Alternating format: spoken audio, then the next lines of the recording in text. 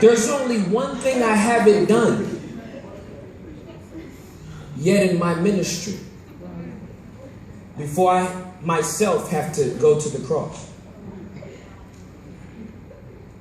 I haven't raised the body that's been sitting for more than a few hours. The little girl had just died. Y'all saw that already. There's a little boy in a casket. I didn't even touch the little boy. I touched the casket, but you touching him. He got up. Right. That was that day. In the Middle East, they bury their dead the same day. You've already seen me open up blind eyes. You already seen me heal the sick. You already seen the lame people walk. 4 days though, nobody's seen that. And you understand our Jewish tradition that the spirit would linger for 3 days. But on the 4th day, you're really dead.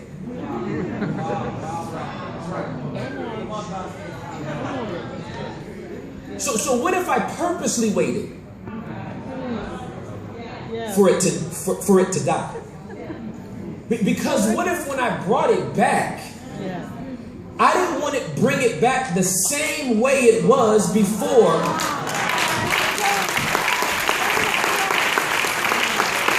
Lazarus is going to get up. But when Lazarus gets up and understands what has happened, he won't be the same person he was before he died. A sick Lazarus getting raised back up and made well isn't the same type of Lazarus that dies and gets back up and becomes something absolutely and totally different because of my presence. It says, I'm the resurrection and the life. So show me where you laid it. Well, she runs and gets Mary. Mary's been in the house crying. I don't know if you know this or not, but in the Jewish culture, there were what they call professional mourners. So these people would just show up. They don't even have to know what's going on. They don't even have to know your family. Nothing. I don't know if you like hired them for a few shekels, like for the weekend or something. But it's like, yo, call us. We'll get up in there, okay? So, they're all crying in the house.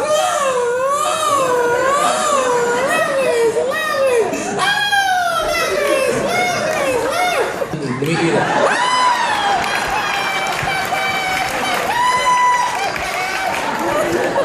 So they're all crying.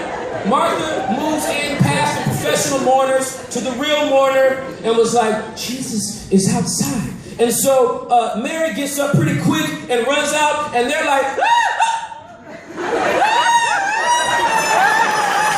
they start following her, and they run out. Jesus is in the same, he doesn't even come to the house. He's in the same spot he left Martha. So they all come out. When Mary comes, hers is a little bit different than Martha's. Martha's like, I'm cool, whatever, man. We'll all get up in the last day. Mary wants answers. If you would have been here!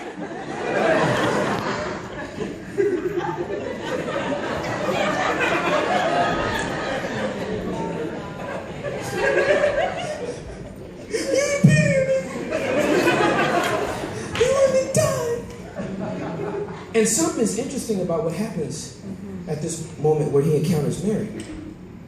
Scripture says that Jesus gets angry. Now this bothered me in the text because I'm trying to figure out why are you so mad? Is it even okay for people to cry when they lose a loved one around you? Shouldn't she be distraught? It's her brother, man. And he gets angry. Like,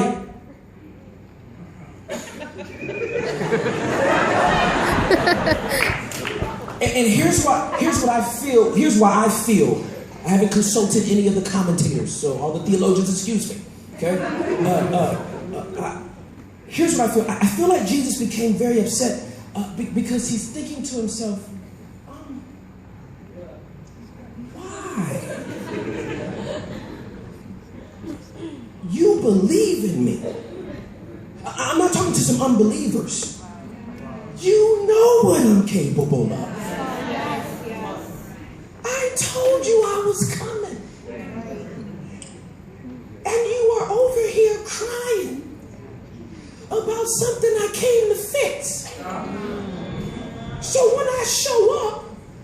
and keep crying.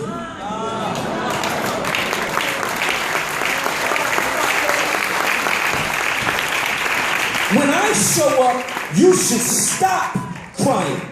When God's manifest presence shows up in your situation, that's not the time to cry for revival. That's the time to wipe the tears, because revival has come.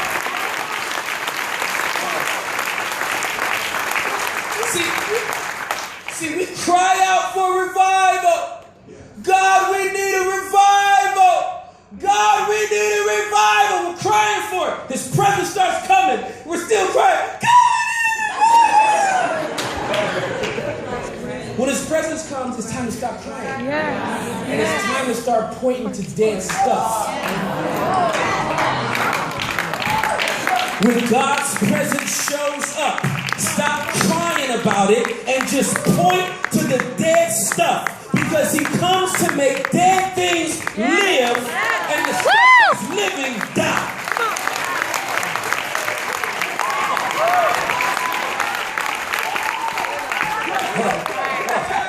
Okay, so let me tell you what's going on here, okay? So what's going on here is that Lazarus has been here for 4 days, okay? Which means that rigor mortis has completely run through his body already, okay? All the parasites in his gut have started to release gases, okay? And it's starting to eat through his skin, okay? Which means he's decomposing. When we die, when our human bodies die, other things in us that's been kept in check by our live bodies start to grow when our heart stops beating and when we die. Okay? So all these gases are bloating out. All these bugs starting to move. Parasites starting to crawl out. Okay? Lazarus is becoming one with the bandages that he's in. His skin is seeping into the bandages. His bandages are becoming one with the skin. It would be the equivalent of taking a very hairy person and putting duct tape all over their body. Lazarus' dead body is going through stuff. It's starting to stink. Maggots and flies would have already been a part of this situation. The stench was foul, which the reason why we had to put a huge stone in front of it.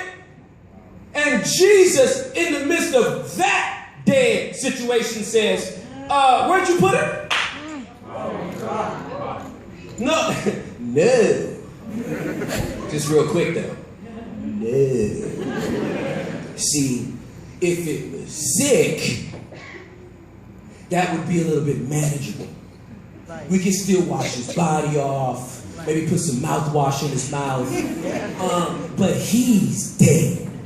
So with like dead stuff, we just kind of move that to the back and put something over it. Emotionally, I move my dead stuff to the back of my memory and I try to put a happy face over it.